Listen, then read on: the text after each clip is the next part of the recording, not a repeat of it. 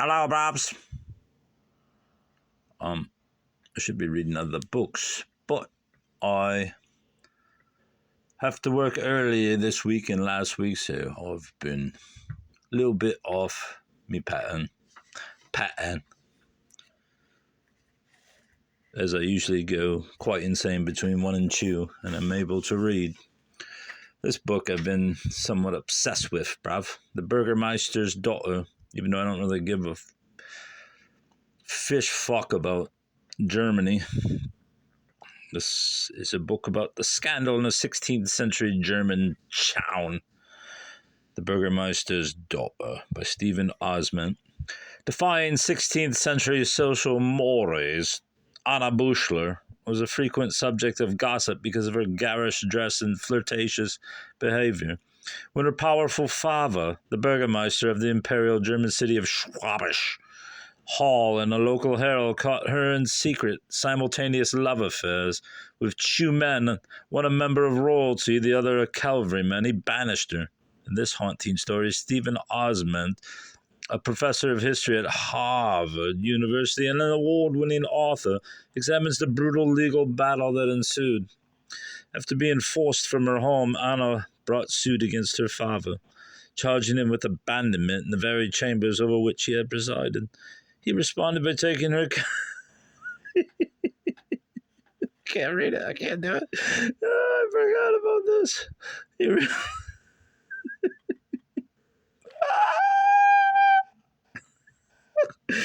responded by taking her captive and chaining her to a table for 6 months. Why didn't she just take him to court for fucking kidnapping? Hey, me father chained me to a table for 6 months, bruv. Instead, before she escaped and took up her case again. Hey, we have to fucking file a motion to delay this trial because I'm chained to a table. I'm chained to a table, bruv. Now adding abuse to the charges. Thus began a 30-year court battle between Anna and her father, her siblings, and the city council of all, as she fought disinheritance, impoverishment, and imprisonment, drawing from surviving love letters and extensive court records. Ozment meticulously recreates one of the great dramas of the 16th century, both impressing scholars and captivating modern readers with this inspirational and timeless story of one woman who survived unrightable wrongs. I mean, you could have just taken him to court for fucking kidnapping you and holding you hostage for 6 months on a table. What year is this book? I saw a copy of this in hardcover, not in the wild, but 96. But online, and I was like, shit, wish I had that. To my dear mother, Shirley M. Edgar, I will be as harsh as truth and as uncompromising as justice. William Lloyd Garrison. List of illustrations. Buddy and romance. God greets you, dear kind girl. God thanks you, junker. What's on your mind? Dear maiden, let me smell your roses. Dear junker, they do not grow in every thicket. Dear maiden, if I had a garden such as yours, I would tend it oh so diligently. Dear junker, not everyone may go in there.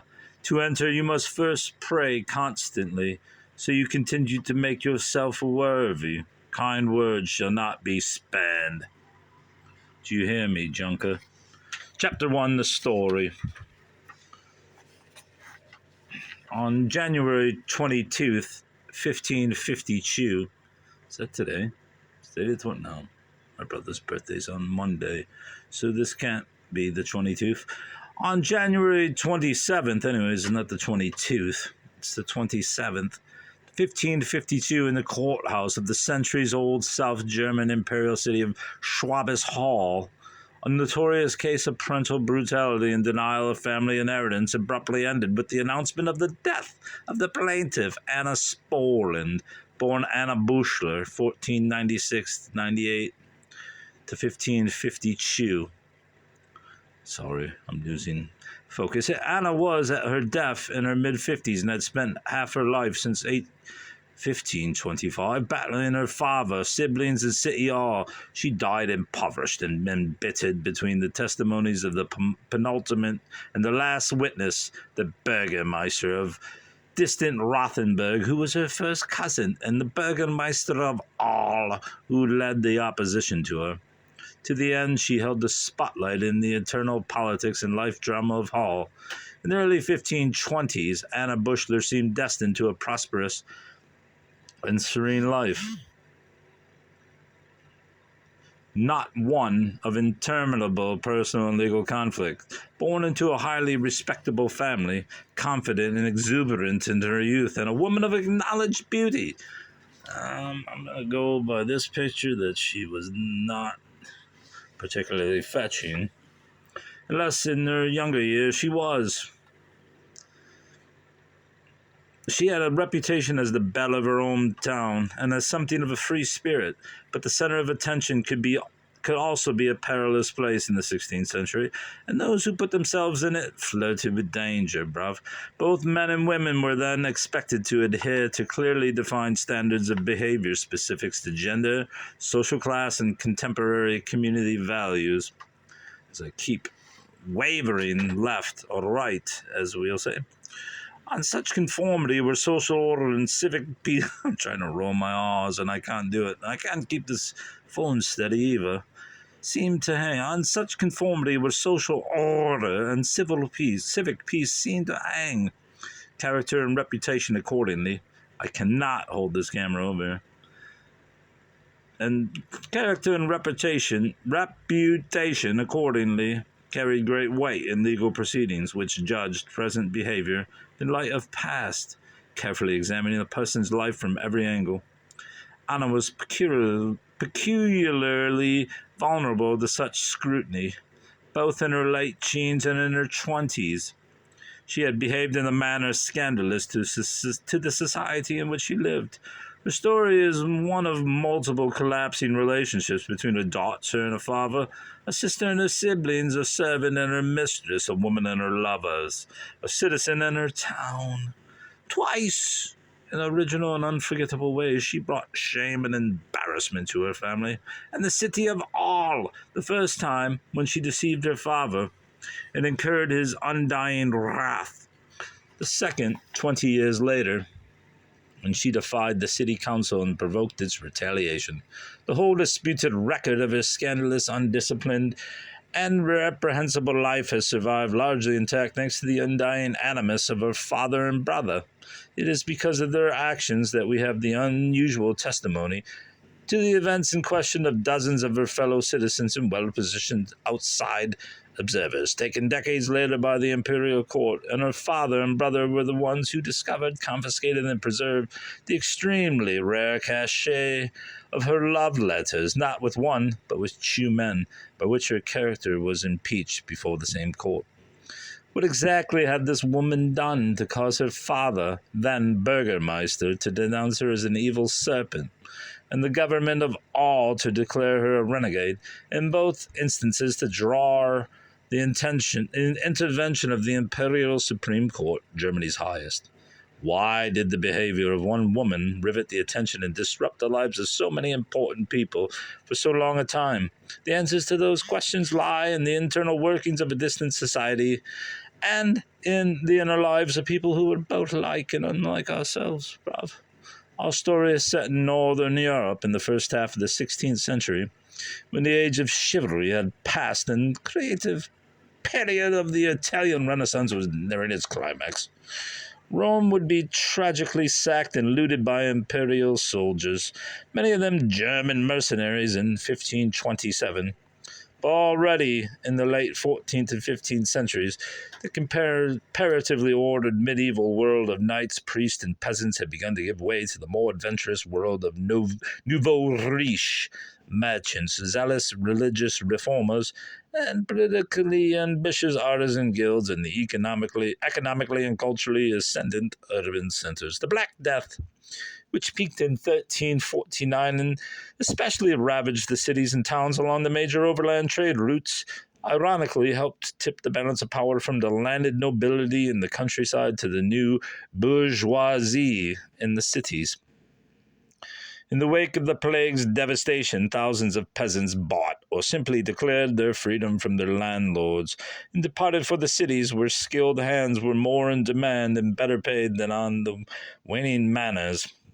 In the recovering cities, the immigrants found good jobs in urban industries and increasingly became part of a confident new lay world created by another revolution in these same centuries. Between 1300 and 1500, the number of universities more than tripled across Europe, and the opportunities for vernacular secular education multiplied as well to meet the need for educated personnel in urban businesses and governments. The printing press became a reality because of the new multitudes of literary laity. A scant 50 years after Johannes Gutenberg, bankrolled by his father-in-law, opened his print shop in Mainz in the 1440s, 200 presses were in operation across Europe, 60 of them in Germany alone. In the late 15th and early 16th centuries, these various forces has created a bourgeoisie more knowledgeable about and involved in their world than ever before, and ready to challenge both the old nobility and the old church for control of their lives. Nowhere was such lay self-confidence bolder than in Germany. The site of our story, Emperor Maximilian I, 1493 to 1519.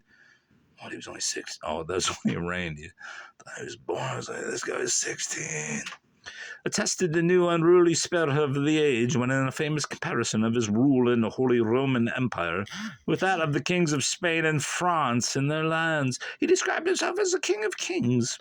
In Spain, subjects both obeyed and disobeyed their king, as one might expect them to do, while in rival France, contrary to expectations, they did the king's bidding without question, bruv, behaving more like animals than humans. But in the empire, where Germany was the crown jewel, people did just as they fucking pleased, as if each were a king. Pardon my F word. The 1520s were Germany's most revolutionary decade before modern times. In these years, the Protestant Reformation, led by Martin Luther, captured the imagination of people in scores of German cities and towns, including Halle, charging the Church of Rome with spiritual deceit and tyranny. The Reformation divided families, universities, and city governments alike, as region after region was forced to choose between the old religion and the new. Amid resentments that would flame up in a near century of religious conflict, Protestants demolished shrines, emptied and secularized cloisters, forbade the Mass and other sacraments, permitted the clergy to marry and subjected them to taxation, and conceded lay magistrates, no longer the clergy, the last word in moral and domestic affairs.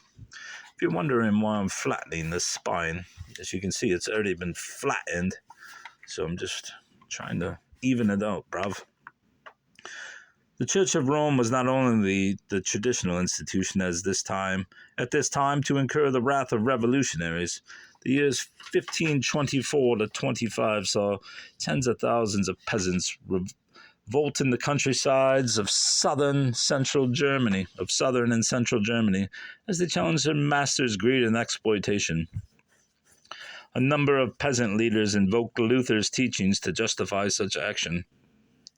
As this new spiritual egalitarianism of the Reformation gave a spur to social revolution, but Luther, who condemned the peasants for mixing religion and politics in powerful noble armies, both Catholic and Protestant, suppressed the rebellious peasants everywhere, killing tens of thousands. Scholars today argue whether these two great events in German history, the Reformation and the Peasants' War, really liberated anyone. The near consensus is that the 1520s were truly a dark, not an enlightened decade, and these events created new forms of bondage for all save a privileged few.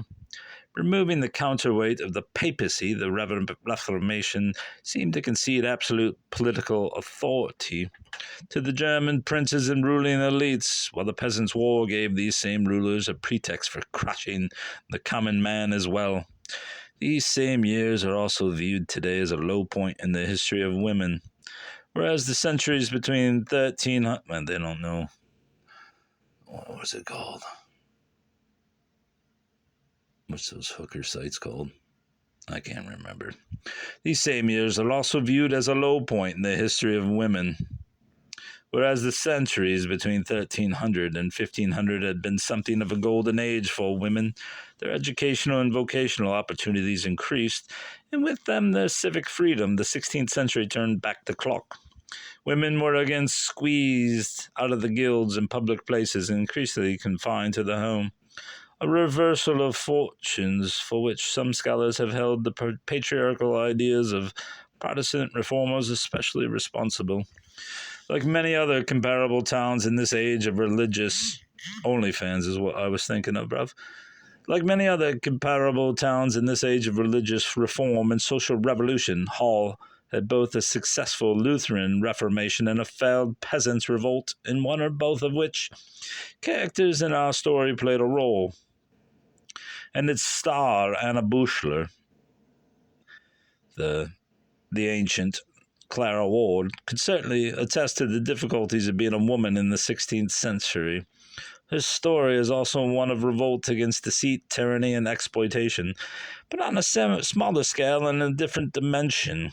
Set in a medium-sized but central imperial city and revolving around a single prominent family, her story, Chu, measures in age as well as its protagonist. As one person's quest for justice and equity in an uncharitable age, Anna Buchler's revolt may have something in common with the revolutionary movements of the 1520s.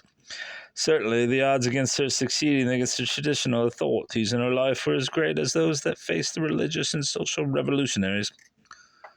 And whether, in the end, she, like them, can be said really to have won anything is a question the reader must decide in light of its evidence, Finally, as a provocative tale about the primordial forces of human nature, our story could not have a more appropriate setting than the ancient town of Hall. The city and its environs have been described as the classic land of the history of the earth, a reference to its unique geography and geological history. The Celts first settled the area in the 5th century BC, building a village near the great salt spring around which the town of All would subsequently grow. In the 1940s, excavation uncovered the remains of the original village. Although older than the Celts, the name Hall derives from them and is closely connected etymologically with salt. Hall being from the beginning the great salt place. German tribes and the Romans were subsequent invaders and settlers. There remain still visible and surviving roads and construction. Over the centuries, the city painstakingly layered itself into the Gauche Valley, whose walls 850 meters apart and 97 meters above the city's lowest point tower above it on the east and west. Around and about the city, the kosher, I won't say kosher, that sounds like Jewish purity laws. The Kosher River runs, that's probably said kosher, but the Kosher River runs its original bed 300,000 years old. Over these millennia, the river's twists and turns have made all the valley a wonder to behold. Descending from the train station 50 meters above the city and glimpsing for the first time the quaint old town set against the dark green of the valley walls takes the visitor's breath away. At greater distance, but still within sight, are the Limburg Mountains to the southeast, with the highest point in the area, the Eichhorn, 510 meters. There you go, Bob, there's the map.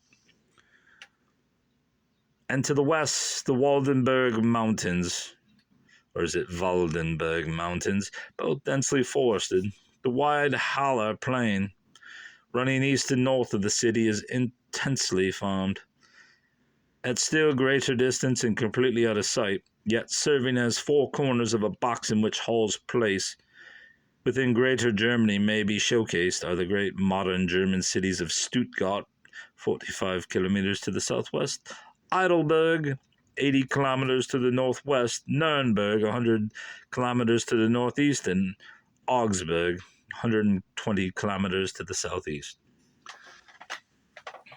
I would go on to the second part with, not the second part, but the next part, which is the father. But I must go to work, bruv. Jerry out.